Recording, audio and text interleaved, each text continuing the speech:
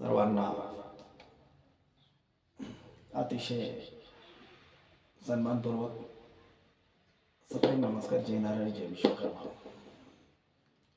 आपला सेवक, समाजातील संघर्षात्री राजेश पंडित रेणापूरकर नेहमीप्रमाणे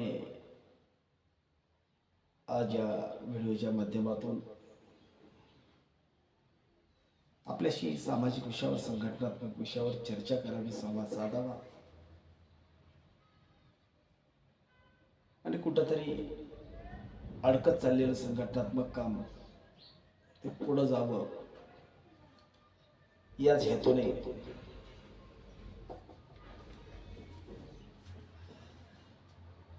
मी बऱ्याच दिवसापासून विचार करत होतो की बाबा आपण आपल्या बांधवाशी चर्चा करावी, बांधवांच्या सान्निध्यामध्ये आपण राहावं, समाज मनाच्या व्यथा जाणून घ्यावे, सामाजिक विषयावर कार्यरत राहावं, संघटना वाढवावी आणि ते काम माझ्यासह संघटनेतील माझ्या सर्व सहकार्यांनी देखील करावं. सन्मानानं आपण ज्यांना जबाबदारी दिली, पदाधिकारी म्हणून त्यांच्या खांद्यावर जबाबदारी टाकली, परंतु ती जबाबदारी पेलताना नेमकं पदाधिकारी होऊन ते कार्यरत झालेले नाहीत असेही काही बांधव आहेत, काही भगिनी आहेत. मग संघटना वाढीस कसं जायची हा प्रामुख्यानं प्रश्न माझ्या मनात नेहमीच पडत होता. मी वारंवार अधूनमधून अनेक मेसेजद्वारे असेल किंवा कॉलद्वारे अनेकाला मी त्या बाबतीत चर्चा देखील केलेली आहे. पदाधिकारी आहेत, परंतु ते संघटनेच्या बॅनरखाली त्यांच्या भागामध्ये ते कार्यरत झालेले अजूनही दिसत नाहीत. या संघटनेतले काही ठराविक जे बांधव आहेत ते मात्र त्यांच्याकडे असलेली जबाबदारी प्रामुख्याने पार पाडताना आपण पाहतच आहोत आणि ती जबाबदारी ते सक्षमपणे पार पाडत आहेत. याबद्दल त्यांचं अभिनंदन देखील आपण करणं गरजेचं आहे. ते सक्रिय आहेत,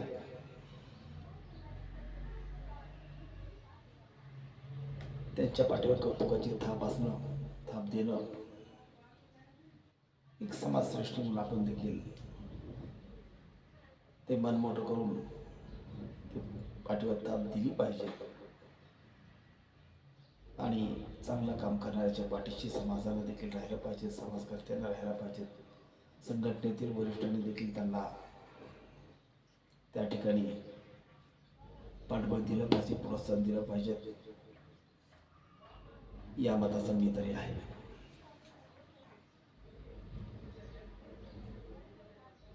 सामाजिक विषयावरची एखाद्या पदाधिकाऱ्यांनी पोस्ट टाकली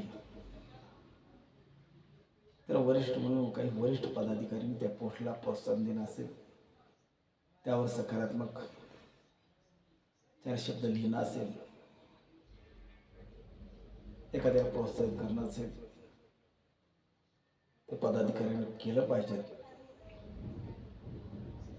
तर संघटनेमध्ये सुद्धा काही प्रमाणामध्ये काही वरिष्ठाकडून संकुचितपणा जाणवत आहे. ते मन मोठं करून कोणाबद्दलही मोकळेपणाने एकमेकाला शुभेच्छा देणं असेल, अभिनंदन करणं असेल किंवा एखाद्या चांगल्या पोस्टवर काही योग्य अशी सकारात्मक टिप्पणी करण्याचा विषय असेल, ते हे होत नाही. संघटनेत आपण तर सर्वजण बरोबर राहायचं, परंतु एकमेकाला प्रोत्साहन द्यायचं नाही. एकमेकाला त्या बाबतीत कमी जास्त लेखनाचा विषय घेऊन त्या चांगल्या गोष्टीकडे सुद्धा एखाद्या पदाधिकाऱ्याच्या हातून चांगली गोष्ट घडली असेल, त्यावर देखील कोणी त्याला प्रोत्साहन द्यायचं नाही, शुभेच्छा द्यायचं नाही, त्याचं अभिनंदन करायचं नाही. मग त्या कार्यकर्त्याचा, त्या नवख्या पदाधिकाऱ्यांचा उत्साह कसा दुणावेल, कसा वाढेल, जे ज्येष्ठ पदाधिकारी स्वतःला म्हणून घ्यायचं आणि त्यांच्याच माध्यमातून कधीही त्या नवख्या पदाधिकाऱ्याला किंवा नवख्या कार्यकर्त्याला शाबासकीची थाप मिळत नसेल, एक अभिनंदनपर 4 शब्द त्याच्या कार्याविषयी लिहिले जात असतील, तो कार्यकर्ता मग त्या वरिष्ठाचा सन्मान राखण्यासाठी सुद्धा दुर्लक्ष करत असतो. तसे दिसून देखील येत आहे. ज्या भावनेतून आपण समाजाला जोडत आहोत, समाजाला बरोबर घेऊन जाण्याचा जो आपला दृष्टिकोन आहे, जो स्वप्न आहे,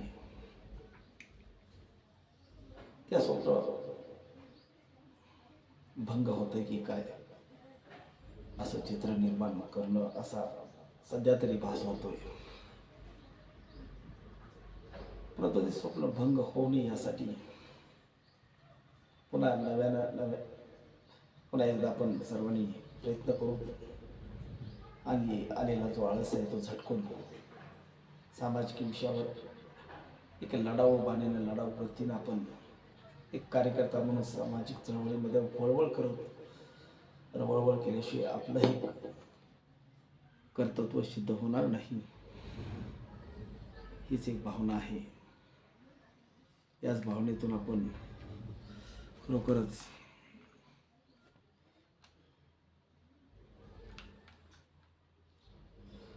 त्यासाठी प्रयत्नशील असणे गरजेचं आहे. माझ्या मायबाप समाज बांधवांनो, माता भगिनींनो, एवढं कळकळीने विनंती करणं, एवढं नम्रपणे एकमेकाला सांगणं, या पाठीमागचा देखील उद्देश असाच आहे. प्रत्येकाचं सामाजिक मन जोपासणं, समाज मनाला आपण एकमेकांना आधार देणं, एकमेकाचा आदर सन्मान राखणं, यातूनच आपण आपल्या संस्कृतीचं दर्शन घडवणं, संघटन वाढवणं, सामाजिक विषयावर वेगवेगळे उपक्रम घेणं, समाजातील सक्रियतेने काम करणाऱ्या माता भगिनी बांधवांचा उल्लेखनीय कार्याबाबत सन्मान करणं, छोट्या मोठ्या कार्यक्रमाचं आयोजन करून समाजातील जे विचारानं श्रेष्ठ आहेत, जे कार्यानं श्रेष्ठ आहेत, सामाजिक कार्याला पुढे नेण्यासाठी ज्यांचं दानत्व नेहमीच हातभर पुढे राहिलेलं आहे, अशा समाजातील ज्येष्ठांचा सन्मान व्हावा, माता भगिनींचा सन्मान व्हावा, विविध क्षेत्रातील आपल्या समाजातील जे उल्लेखनीय कार्य करणारे बांधव आहेत, माता भगिनी आहेत, युवक आहेत, युवती आहेत, अशांचा देखील संघटनात्मक कार्य करत असताना, संघटना वाढवत असताना त्यांना आपण ग्रही देऊन त्यांनाही मान सन्मान दिला पाहिजे आणि सामाजिक प्रवाहामध्ये आपल्या सोबतीनं त्यांना देखील घेणं एक सामाजिक कर्तव्य आहे. सामाजिक बांधिलकीचा विषय ज्यावेळेस येतो त्यावेळेस जे सन्मानानं आज आपल्यासोबत पदाधिकारी आहेत, राज्य कार्यकारिणीवर पदाधिकारी आहेत, राज्य कार्यकारिणी किती पदाधिकारी सक्रियतेने कार्य करतात हे पाहिलं, आढळून देखील आलेलं आहे. त्यांना वगळून आता जे निष्क्रिय आहेत, गेली 5-6 महिन्यामध्ये त्यांनी एकही स्वतंत्रपणे त्यांच्या भागात कार्यक्रम घेतला नाही, अशांना पूर्णपणे आता वगळून जे सक्रियतेने काम करण्यासाठी पुढे येत आहेत त्यांना सोबत घेऊन नव्या उत्साहाने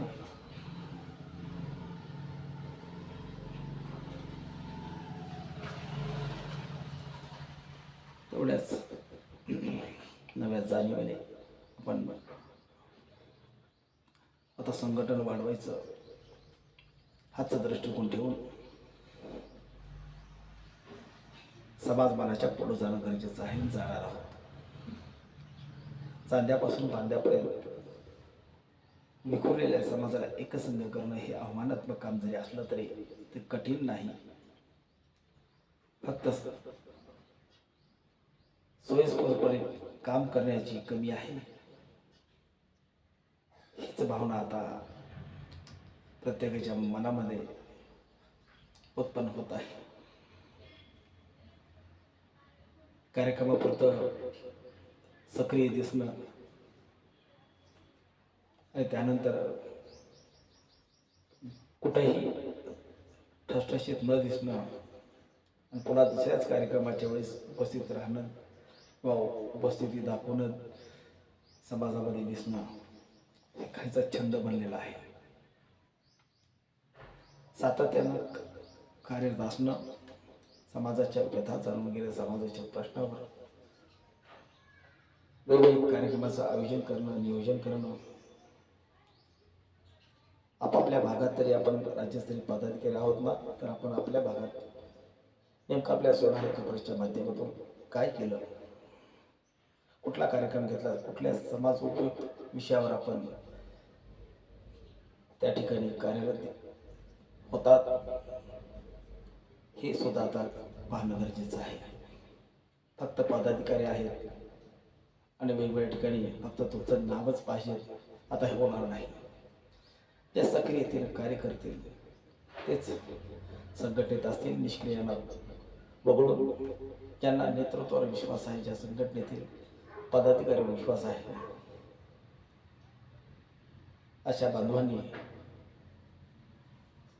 हे झालं तर असं करू, ते झालं तर तसं करू, संघटनेच्या नोंदणी झाल्यानंतरच आम्ही कामाला लागू, संघटनेची नोंदणी नाही म्हणूनच आम्ही आज संघटनेचं काम करत नाही, ही जी त्यांची संकुचित वृत्ती आहे, यांना देखील आपण आता बाजूला ठेवूनच पुढे जावं लागणार आहे.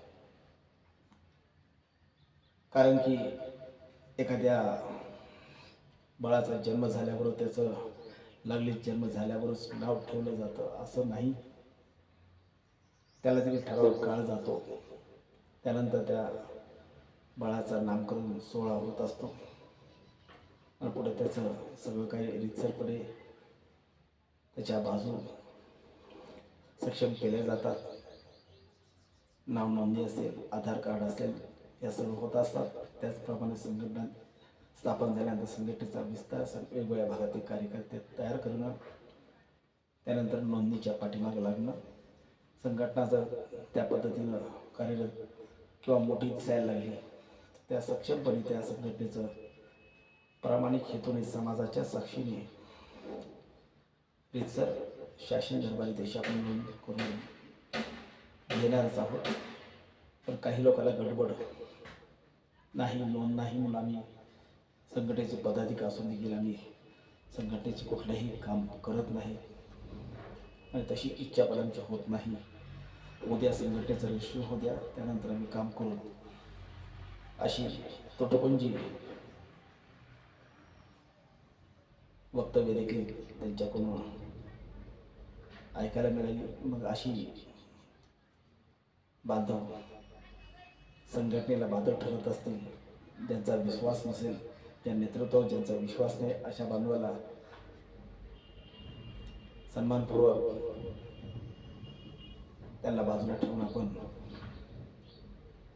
जे विश्वास ठेवून आपल्यासोबत काम करतील, जे विश्वासानं संघटनेला पुढे नेतील, तुम्हाला कोणीही असो, तो शेवटी समाज बांधव म्हणून आपल्यासोबत येणार आहे. कुठल्याही शक्यता असो तो सोनार म्हणून आपल्यासोबत येणार आहे. मग आपण त्या ठिकाणी त्या बांधवाला, त्या बहिणीला सन्मानपूर्वक पुढे घेऊन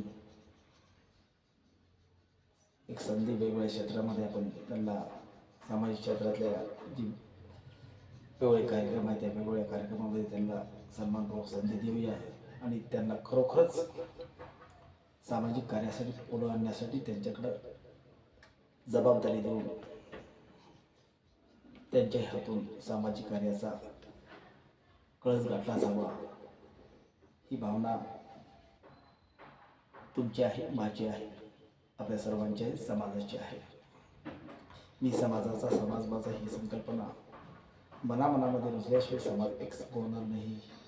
ही काळ्या दगडावरची पांढरी रेघ आहे, हे मी सातत्याने सांगत असतो. याच वाक्यातून आपण मी समाजाचा, समाज माझा ही भावना समाज मनापर्यंत बिंबविण्यासाठी, समाज मनापर्यंत पोहोचविण्यासाठी, समाजाचं सुखदुःख जाणून घेण्यासाठी आपण मी समाजाचा, समाज माझा हा शब्दप्रयोग करून समाज मनाच्या जवळ जाणं तितकंच गरजेचं आहे. जोपर्यंत तुम्ही समाजाच्या सुखदुःखामध्ये सहभागी होणार नाही तोपर्यंत समाज देखील कुठल्याही संघटनेला किंवा एखाद्या व्यक्तीला जोडला जात नाही. हा इतिहास आहे. एखाद्या संघटनेमध्ये कार्यकर्ता कार्यरत होत असेल, तो स्वइच्छेने कार्य करण्यासाठी पुढे येत असेल, तो सामान्य असेल असामान्य असेल, तो कार्यकर्ता म्हणून आपण देखील त्याच्या पाठीशी समाज बांधव म्हणून राहिलं पाहिजे. तरच संघटना वाढी जाते. पदापेक्षा त्याचं कर्तृत्व मोठं असलं पाहिजे. कार्यातून त्या पदाधिकाऱ्यांनी आपलं कर्तृत्व सिद्ध केलं पाहिजे. मी सन्मानाला वरिष्ठ आहे, परंतु कार्यातून कनिष्ठ दिसून येत असल्यास त्या वरिष्ठ असण्याला कुठेही अर्थ राहत नाही. यासाठी कुणालाही मी कमी न लेखता फक्त आणि फक्त संघटना वाढवावी, संघटनात्मक कार्याला गती मिळावी. सर्व शिकी सोना समाजाचं संघटन आपण ज्या प्रामाणिक हेतून सर्वांच्या साक्षीनं श्री संत शिरोमणी नारायण महाराज अंबाजोगाई या ठिकाणी उभा केलं होतं, स्थापन केलं होतं, त्या सर्व शक्य सोना समाज संघटनेचं अर्थातच सोनार हक्क परिषद महाराष्ट्र राज्य या संघटनेची उन्नतीने उत्कर्ष व्हावा आणि सर्व शक्य सोना समाज या संघटनेला जोडली जावेत आणि सोनार हक्क परिषदेच्या माध्यमातून सोना समाजाचे प्रश्न मार्गी लावावेत. जे आपल्या समाज बांधव किंवा माता भगिनी राजकीय क्षेत्रामध्ये ठसठशीतपणे नेतृत्व करत आहेत. अनेक राजकीय पक्ष आज आपल्या माता भगिनी असतील त्यांना सन्मानपूर्वक राज्यभर किंवा राज्याच्या राजकारणामध्ये त्यांना संधी आज प्राप्त झालेली आहे. अशा माता भगिनी किंवा बांधवांच्या पाठीमागे देखील आपण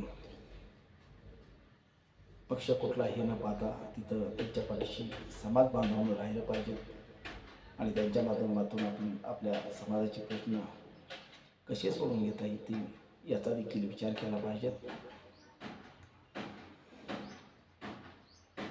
आपल्या समाजातील महिला रणरागिणी असलेल्या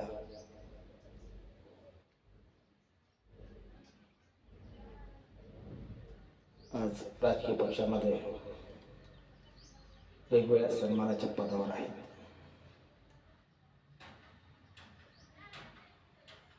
त्यांचा सन्मान होत असताना आपण देखील आनंदी राहायला पाहिजे आणि त्यांच्या सन्मानासाठी आपण देखील समाज म्हणून पुढे असलं पाहिजे.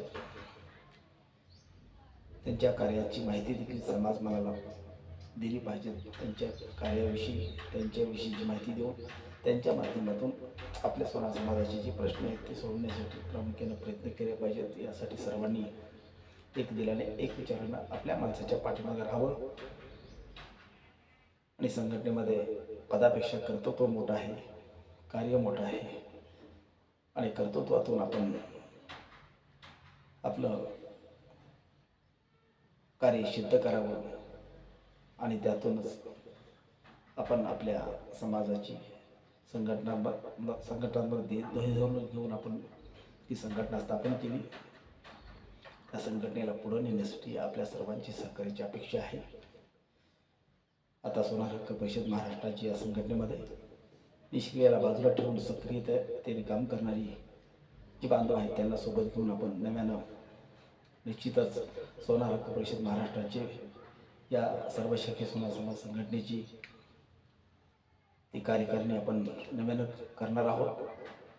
जे निष्क्रिय आहेत त्यांना अजिबातच समाजामध्ये रस नाही अशा बांधवांना नुसतं सन्मानानं पद देऊन एखाद्या सन्मानानं काम करणाऱ्या बांधवांना डावलणे आपण नक्कीच ती पश्चातापजनक आपल्याला होऊ नये यासाठीच वेळीच समाजाच्या उपस्थितीमध्ये आपण नव्यानं सक्रियतेने काम करणाऱ्या समाज बांधवांना भगिनींना संधी देऊया. संघटनेचं रक्षण आज ना उद्या होणारच आहे आणि होईलच. काही बांधवांचं आपल्याकडं डॉक्युमेंट आलेले आहेत, जे सक्रियतेने काम करतील अशांचेच आपण डॉक्युमेंट घेऊयात. ते शब्दाला बांधील आहे, शब्दाला जाणतात. त्यांना सोबत घेऊन जे की सकारात्मक विचाराचे आहेत अशी माता भगिनी किंवा बांधव असतील याच्याला बरोबर घेऊन काही ठराविक लोकांचीच आपण एक कोर कमिटी करून त्यामध्ये आपण सन्मानपूर्वक त्या कोर कमिटीच्या माध्यमातून संघटना वाढीस जावी, संघटनेचे ध्येयधोरण समाजपणापर्यंत तळागाळापर्यंत पोहोचावे यासाठी प्रयत्न करणारे समाज बांधव माता भगिनी युवक युवती यांना सन्मानाने सामाजिक कार्याची संधी सोनार हक्क परिषद महाराष्ट्राची या सर्व शक्य 16 सभा संघटनेच्या माध्यमातून देऊया. आणि जे निष्क्रिय आहेत अशांना बाजूला ठेवून आपण सक्रियतेने कार्य करणारे जे बांधव आहेत, जे नावापेक्षा कर्तव्याला जे साथ घालतात, ज्या कर्तव्याच्या भावनातून जे सामाजिक जाणीवेने पोटतिडकीने काम करतात अशा बांधवांना आपण विश्वास देऊया. निश्चितच आपल्या खांद्यावर जबाबदारी देऊन आपल्या हातून देखील सामाजिक कार्याचा तो भव्य दिव्य असा सामाजिक रथ निश्चित ओढला जाईल, पुढं जाईल. त्या रथाचे सारथी होण्याचा सन्मान आपल्याला निश्चितच मिळणार आहे. आपली साथ आम्हाला असणारच आहे, समाजाला असणार आहे. समाजाचा अभिमान स्वाभिमान आपण आहोत, समाज आहे म्हणून आपण आहोत हाच विश्वास देतो. आणि सोनार हक्क परिषदेची राज्यकारणी नव्यानं केली जाणार आहे. जे त्यातील काही पूर्वीचे काही बांधव त्यात असतील, जे सक्रियतेने कार्य करत असल्याचं पाहिलेलं आहे, दिसून आलेलं आहे. त्यांच्याकडे त्या पद्धतीने आपण जाणून आहोत. पण नुसते पद घेऊन त्यांनी नव्यानं कुठलाही कार्यक्रम घेतला नाही. अशाला मात्र निश्चितच आपण कुठंतरी आता सन्मानपूर्वक नव्यानं संधी देऊ. आणि ज्यांना बाहेर काम करणं तसेच सामाजिक कार्यक्रम घेणं त्यांना कठीण असेल, त्यांना एक मार्गदर्शकाच्या भूमिकेमध्ये आपल्या संघटनेत कायम ठेवून त्यांचंही मार्गदर्शन संघटनेला मिळवूयात, घेऊयात. तेही आपल्याबरोबरच राहतील. परंतु जे पदाधिकारी होते त्यांना काही अडचणीमुळे काही गोष्टी त्यांच्या हातून होत नसतील, आपण त्यांना मार्गदर्शकाच्या भूमिकेत घेऊन त्यांचंही आशीर्वाद मार्गदर्शन वेळोवेळी घेत जाऊ. आणि जे नव्याला संधी देऊन त्यांच्या खांद्यावर जबाबदारी देऊ. आणि या सामाजिक कार्याचा नरहरी रथ आहे, विश्वकर्मा रथ आहे, या रथाला पुढे नेण्यासाठी तुमच्या सर्वांची निश्चितच गरज आहे. समाज आहे म्हणून आपण आहोत ही भावना सातत्याने मनामध्ये आपण सर्वजण ठेवूयात. जय नारायण, जय विश्वकर्मा, जय ओबीसी, जय संविधान, जय हिंद.